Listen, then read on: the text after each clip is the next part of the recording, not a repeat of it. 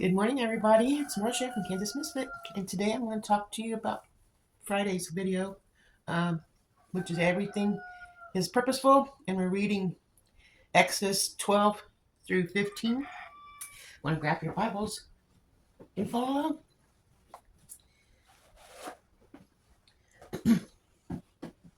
Hope you're ready. Yesterday was pretty interesting. 12 through 15. Chapter 12, the Passover and the Festival of Unleavened Bread. The Lord said to Moses and Aaron in Egypt, "This month is to be for you the first month of your year. Tell the whole community of Israel that on the 10th day of this month each man is to take a lamb for his family, one for his household, and if any household is too small for a whole lamb, they must share one with their nearest neighbor. Having taken into account the number of people there are, you are to determine the amount of lamb needed in accordance with which each person will eat. The animals you choose must be year-old males without defects, and you may take them from the sheep or the goats. Take care of them until the 14th day of this month, when all the members of the community of Israel must slaughter them at twilight. They are to take some of the blood and put it on the sides and tops of the door frames of the house where they eat the lambs. That same night they are to eat the meat roasted over the fire, along with bitter herbs and bread made without yeast." Well, I almost dropped my Bible. Don't want that. "Do not eat the meat raw or boil it in water, but roast it over a fire, with the head, the legs, and the internal organs. Do not leave any of it till morning. If some of it is left till morning, you must burn it. This is how you are to eat it, with the cloak tucked into your belt, your sandals on your feet, and your staff in your hand. Eat it in haste. It is the Lord's Passover. On the same night I will pass through Egypt and strike down every firstborn of both people and animals, and I will bring judgment over all the gods of Egypt. I am the Lord. The blood will be a sign for you on the houses where you are, and when I see the blood, I will pass over you. No destructive plague will touch you when I strike Egypt. This is a day you are to commemorate. For the generations to come, you should celebrate it as festive to the Lord. A lasting ordinance. For 7 days you are to eat bread made without yeast. On the first day, remove the yeast from your houses. For whoever eats anything with yeast in it from the first day through the 7th must be cut off from Israel." Pretty strict, huh? On the first day had a sacrifice assembly, and another one on the 7th day. Do not work on all of these days, except to prepare food for everyone to eat. That is all you may do. Celebrate the festival of unleavened bread, because it is on this every day that I brought your divisions out of Egypt. Celebrate this day in the lasting ordinance in the generations to come. In the first month you are to eat bread without yeast. From the evening of the 14th day until the evening of the 21st day, for 7 days, no yeast is to be found in your house. And everyone, whether foreign or native born, who eats anything with yeast in it must be cut off from the community of Israel. Sounds like I'm repeating myself, but it's not. It's written here. Eat nothing made of yeast. Whether you live, you must eat unleavened bread. Then Moses summoned all the elders of Israel and said to them, "Go at once and select the animals for your families and slaughter the Passover lamb.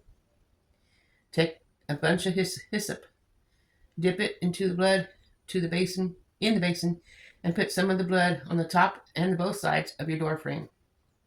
None of you shall go out the door of your house until morning. When the Lord goes through the land to strike down the Egyptians, he will see the blood on the top of your side of your doors frame and will pass over the doorway, and he will not permit the destroyer to enter your house and strike you down. Obey these instructions as a lasting ordinance for you and your descendants. When you enter the land that the Lord will give you, as he promised. Observe this ceremony, and when your children ask you, what does a ceremony mean to you? Then tell them. It is a Passover sacrifice to the Lord, who passes over the houses of the Israelites in Egypt and spared our homes when he struck down the Egyptians. Then the people bowed down and worshipped. The Israelites did this, what the Lord commanded Moses and Aaron.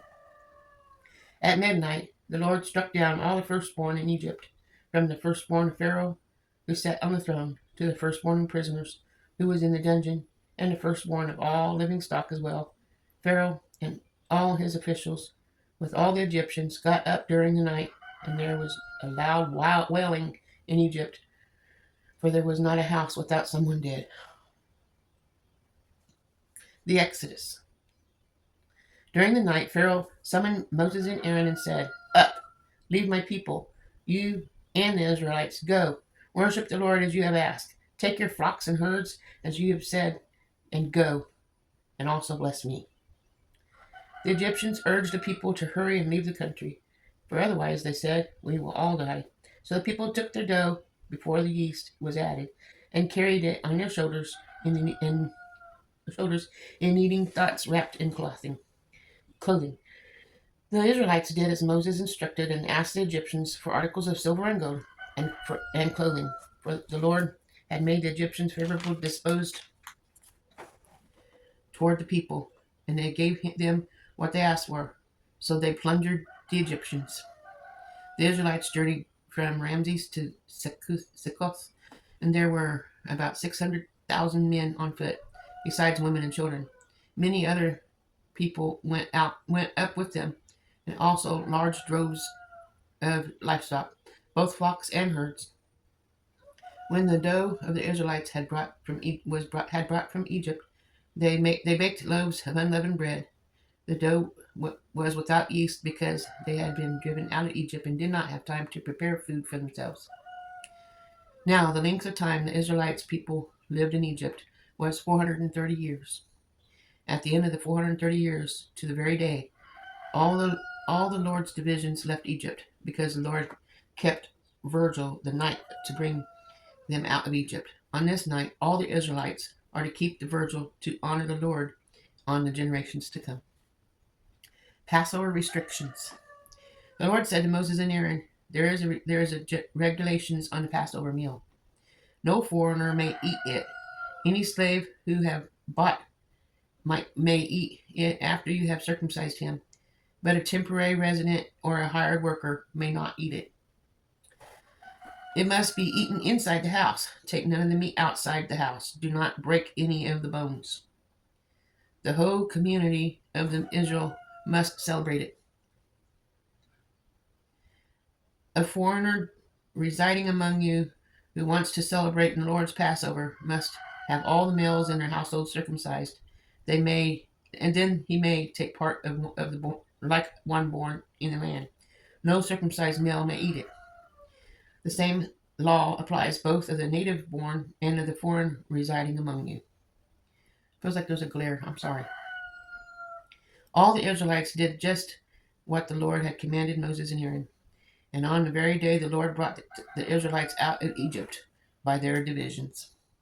Chapter 13. Consecration of the firstborn.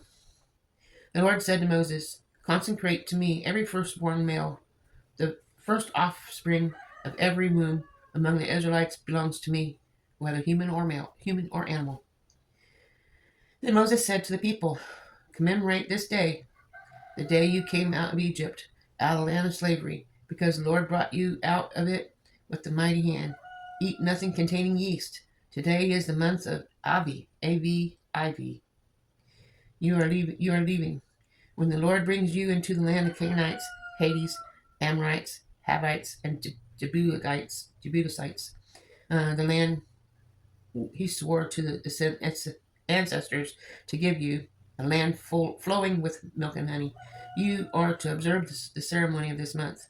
For 7 days, eat bread made without yeast, and on the seventh day, hold the festival of the Lord. Eat unleavened bread during those 7 days. Nothing with yeast in it is to be seen among you, nor shall any yeast be seen anywhere within your borders.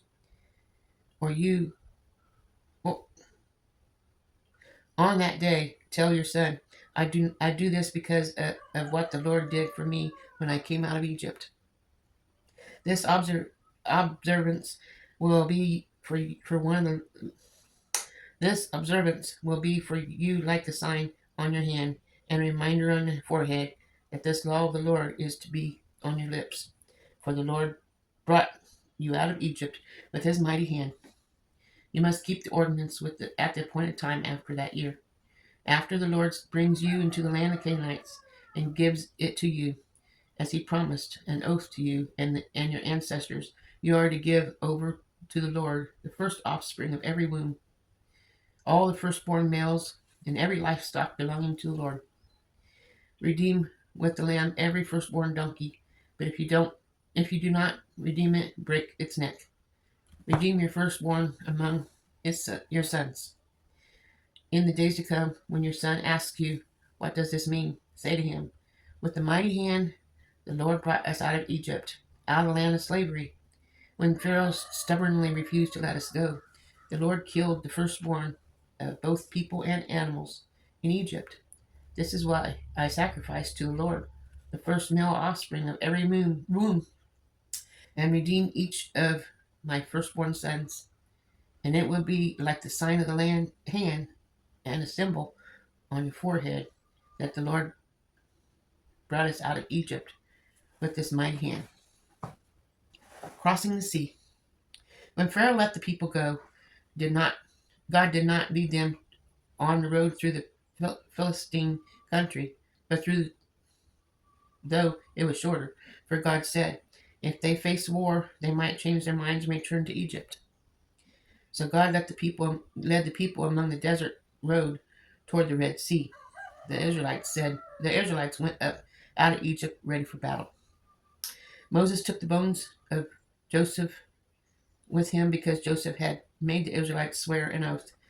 He had said, God will surely come to your aid, and then you must carry my bones up with you from this place. I just bumped the phone. Sorry about that. After leaving Succoth, the camper of Etham, in the edge of the desert by day the Lord went ahead of them in a pillar of cloud and guided them on their way, and the night in the pillar he fired to give them light, so that they could travel by day or night. Neither the pillar of the cloud by day nor a pillar of fire by night left its place in front of the people. Chapter 14. Then the Lord said to Moses, tell the Israelites to turn back and eat camp near Pi, Harith, between Migdal and the sea. They all are encamped by the sea directly opposite Baal Zephon. Pharaoh will think the Israelites are wandering around the land in confusion, hemmed in by the desert. And I will harden Pharaoh's heart, and he will pursue them. But I will gain glory for myself through Pharaoh and all his army, and the Egyptians will know that I am the Lord. So the Israelites did this. When the king of Egypt was told that the people had fled, Pharaoh and the officials changed their minds about them and said, what have we done? We have let the Israelites go and have lost our services. So he had his chariot made ready and took his army with him. He took 600 of the best chariots, along with all other chariots of Egypt, with officers over all of them. The Lord hardened the heart of Pharaoh's king of Egypt, so that the pursuit of the Israelites, who were marching out boldly, the Egyptians, all Pharaoh's horses and chariots, horsemen and troops, pursued the Israelites and overlooked them as they camped by the sea near Pi-hahiroth, opposite of Baal Zephon. As Pharaoh approached, the Israelites looked up, and there were the Egyptians marching after them. They were terrified and cried out to the Lord. They said to Moses, "Was it because there were no graves in Egypt that you brought us to the desert to die? Have you What have you done to us to bring us out of Egypt? Didn't you we didn't we say to you in Egypt, leave us alone? Let us serve the Egyptians. It would have been better for us to serve the Egyptians than to die in the desert." Moses answered the people, "Do not be afraid. Stand firm, and you will see the deliverance the Lord will bring you today. The Egyptians you see today, you will not never see again. The Lord will fight for you, and you need only to be still." That's a lot to take in. I'm picturing myself there. That's a lot. That faith in God and knowing He's there to take care of you. That's what we all have to practice. Then the Lord said to Moses, "Why are you crying out to me? Tell the Israelites to move on. Raise your staff and stretch out your hand over the sea and divide the water so that the Israelites can go through the sea on dry land, on dry ground. I will harden the hearts of the Egyptians so that they will go in after them, and I will gain glory through the Pharaoh and all of his army, through his chariots and his horsemen. The Egyptians will know I am the Lord when they gain glory through Pharaoh, your chariots, and your horsemen." Then the angel of God, who had been traveling in front of Israel's army, withdrew and went behind them. The pillar of cloud also moved from in front and stood behind them, coming between the armies in Egypt and Israel. Throughout the night the cloud brought darkness to the one side and light to the other side, so neither went near the other all night long. Then Moses stretched his hand over the sea, and all the night the Lord drove the sea back with the strong east wind and turned it into dry land. The waters were divided, and the Israelites went through the sea on dry ground, with the wall of water on the right and on the left. Then Egypt pursued them, and all Pharaoh's horses and chariots and horsemen followed them into the sea. During the last watch in the night, the Lord looked down from the pillar of fire and the cloud of the Egyptians' army and threw it into confusion. He jammed the wheels of their chariots so they would have difficulty driving, and the Egyptians said, "Let's get away from the Israelites. The Lord is fighting for them against Egypt." Then the Lord said to Moses, "Stretch out your hand over the sea so that the waters may flow back over Egyptians and your chariots and horsemen." Moses stretched out his hand over the sea, and at daybreak the sea went back in its place. The Egyptians were fleeing toward it, and the Lord swept them into the sea. The water flowed back and covered the chariots and horsemen. The entire army of Pharaoh had been following the Israelites from the sea into the sea. Not one of them survived. But the Israelites went through the sea on dry ground, with the wall of water on the right and on the left. The day the Lord saved Israel from the hands of the Egyptians, the Israelites saw the Egyptians lying dead on the shore. And when the Israelites saw that mighty hand of the Lord displayed against Egyptians, the people feared the Lord and put their trust in him and in Moses, his servant. Chapter 15. The Song of Moses and Miriam. Then Moses and the Israelites sang this song to the Lord. "I will sing to the Lord, for he is highly exalted. Both horses and driver he is hurled into the sea. The Lord is my strength and my defense. He has become my salvation. He is my God, and I will praise him. My father's God, and I will exalt him. The Lord is a warrior. The Lord is his name. Pharaoh's chariots and his army he has hurled into the sea. The best of Pharaoh's officers are drowning in the Red Sea. The deep waters have covered them. They sank in the depths like a stone. Your right hand, Lord, the majestic in power. Your right hand, Lord, shattered the enemy. In the greatness of the majesty, you threw down those who opposed you. You unleashed your burning anger it consumed them like a stubble. By the blast of your nostrils, the waters piled up. The the surging waters stood up like a wall. The deep waters congealed in the heart of the sea. The enemy boasted, "I will pursue. I will overtake them. I will divide the spoils. I will gorge myself on them. I will draw my sword, and my hand will destroy them." But you blew with your breath, and the sea covered them. They sank like lead in the mighty waters. Whom among the gods is like you, Lord? Who is like you, majestic in holiness, awesome in glory, working wonders? You stretch out your right hand, and the earth swallows your enemies. In your unveiling love, and you led the people out redeemed. In the strength you will guide them to your holy dwelling. The nations will hear and tremble. Anguishing will grip the people of Philistia. The chiefs of Edom will be terrified. The leaders of Moab will be seized with trembling. The people of Canaan will melt away. Terror and dread will fall on them by the power of your arm. They will be as still as a stone until the people pass by, Lord, until the people you brought pass by. You will bring them in and plant them on a mountain on your inheritance, the place, Lord, you made for your dwelling, the sanctuary, Lord, your hands established. The Lord reigns forever and ever. When Pharaoh's horses, chariots, and horsemen went into the sea, the Lord brought the waters in the sea back over them, the sea on dry ground. Then Miriam, the prophet, Aaron's sister, took timber in her hand, and all the women followed her with timbers and dancing. Miriam sang to them, "Sing to the Lord, for he is mighty. He is mighty exalted, both horses and drivers, as he hurled in the sea." The waters of Marah and Elam, excuse me.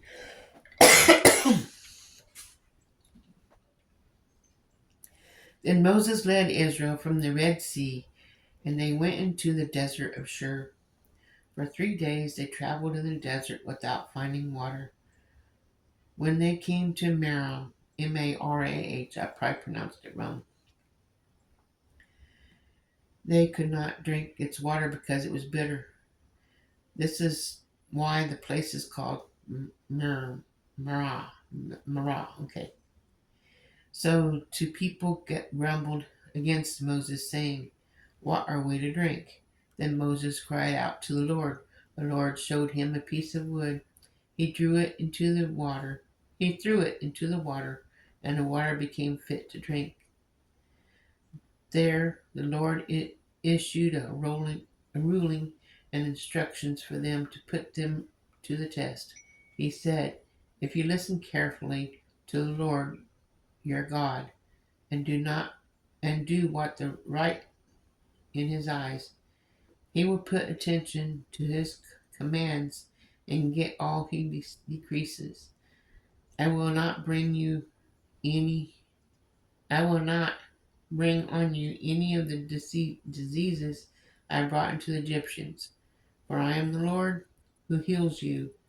Then they came to Elam, where there was 12 springs and 70 palm trees, and they camped there near the water. So I guess tomorrow we'll be continuing on with this journey. Um, it was very, very, you can see, imaginable and scary. But God can do anything. And I'm so thankful we have an amazing God who watches over all people who love him, that he loves. He loves everybody, but we have to love him in order for him to do what needs to be done for us. So we need to draw closer to him. And I know we can do that because we can. We must if we're going to make it. Anyway, I'll see you guys tomorrow. Remember, God loves you, and so do I. Have a wonderful day. Ta-ta for now.